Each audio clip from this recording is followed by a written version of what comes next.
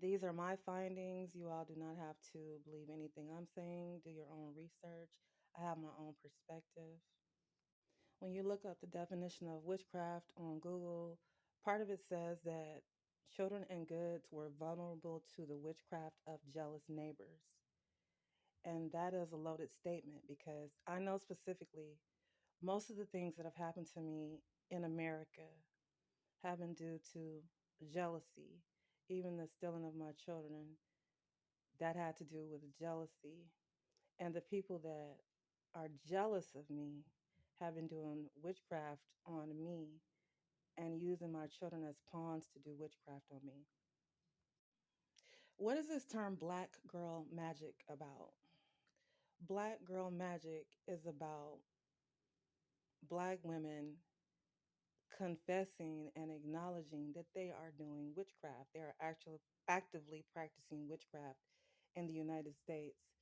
The Africans that came over here, I'm not going to say all, I'm going to say the majority of the African women, black women that came over here, starting in 1619 on those African slave boats. Remember, when Columbus got here in 1492, there was dark-skinned Indians already here. That's us indigenous, those that call themselves autochthonous, um, aboriginal, original, indigenous. We were already here when Columbus got here in 1492. The African slave boats started arriving year 1619. That is documented in American history. And my perspective is that Africans um, never stopped doing African witchcraft, black magic, African juju. So, African juju is the worship of African gods.